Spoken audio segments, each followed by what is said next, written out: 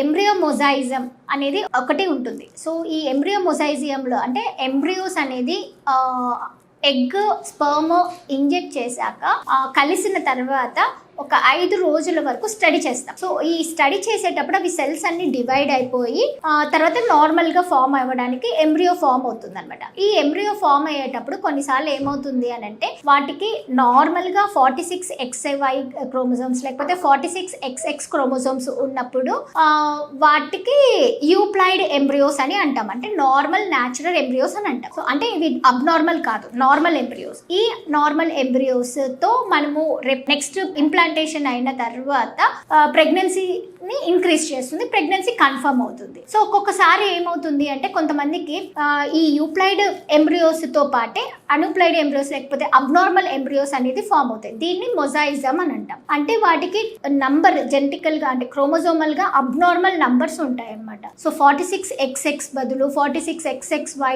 X+XYY లేకపోతే X ఒక్కటే అలాంటివి ఉంటాయి అనమాట. అలాంటి ఎంబ్రియోస్ ఫామ్ అయినప్పుడు కొన్నిసార్లు ఏమవుతాయంటే అబార్షన్స్ అయ్యే ఛాన్సెస్ ఉంటాయి, కొన్నిసార్లు బేబీస్ మంచి బేబీస్ పుట్టే అవకాశం తక్కువ ఉంటుంది అనమాట.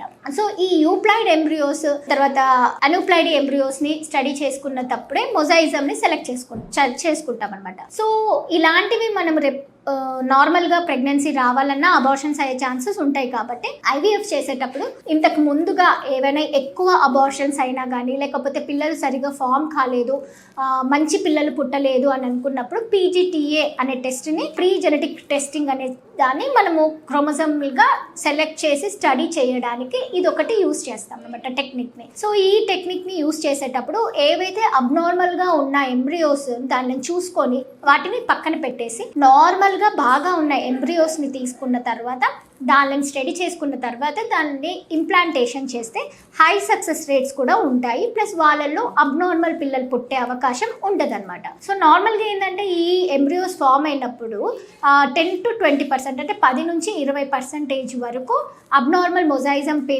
ఎంబ్రియోస్ ఫామ్ అయ్యేది ఉంటాయి అనమాట. సో ఇలాంటి తప్పులు కాకుండా ఉండడానికి PGTA టెస్ట్ అనేది ఇప్పుడు చాలా వరకు యూస్ చేస్తున్నాం అనమాట.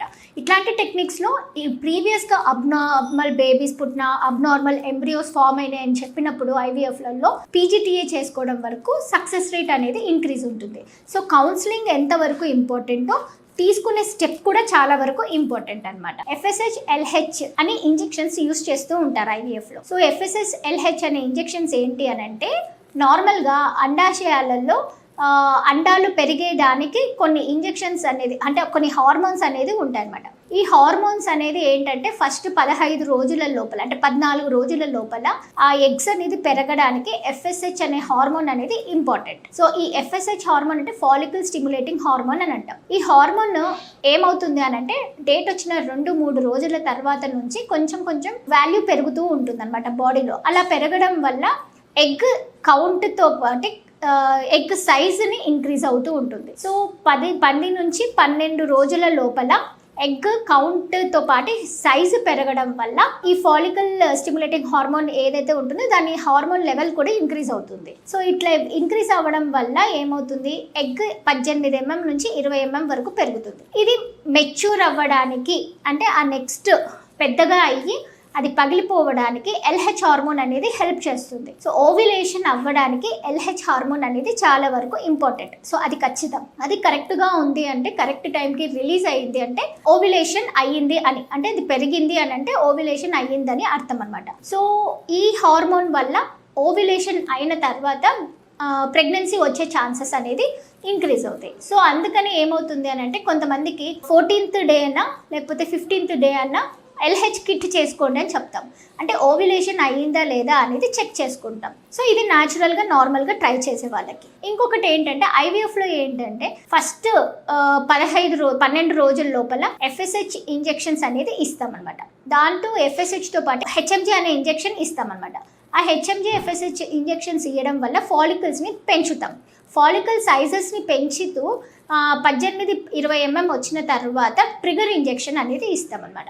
సో ఈ ట్రిగర్ ఇంజెక్షన్ ఇవ్వడానికి ఏంటి అంటే మూల కారణం ఓవ్యులేషన్ అవ్వడానికి. సో దట్ ఆ ఓవ్యులేషన్ అయిన తర్వాత మనం ఆ ఎగ్స్ని కలెక్ట్ చేస్తాం. సో ఓవం పికప్ చేసి ఎగ్స్ని కలెక్ట్ చేస్తే అది M2s ఉన్నాయా లేదా, మోస్ట్లీ మనకి M2s రావడానికి కూడా LH అనే హార్మోన్ చాలా ఇంపార్టెంట్. సో ట్రిగర్ ఇంజెక్షన్ ఇచ్చాక ఆ హార్మోన్ ఇంక్రీజ్ అయిందో లేదో చూసుకొని మనం యూరిన్ కిట్లో చెక్ చేసుకోవచ్చు, బ్లడ్ టెస్ట్తో అయినా చేసుకోవచ్చు. సో ఇవి చేసిన తర్వాత అవి కలెక్ట్ చేసి మనము IVF ఫిక్సీ ప్రొసీజర్స్ చేస్తామన్నమాట. సో మోస్ట్లీ ఏంటి అంటే చాలా వరకు ఈ హార్మోన్ టెస్ట్లు ఎందుకు చేస్తూ ఉంటారు అని అనిపిస్తుంది. సో ఈ హార్మోన్ టెస్ట్లను చేసుకుంటూ మనము బాడీ అంటే పేషెంట్ బాడీని అసెస్ చేసుకుంటూ ఉంటాం అనమాట.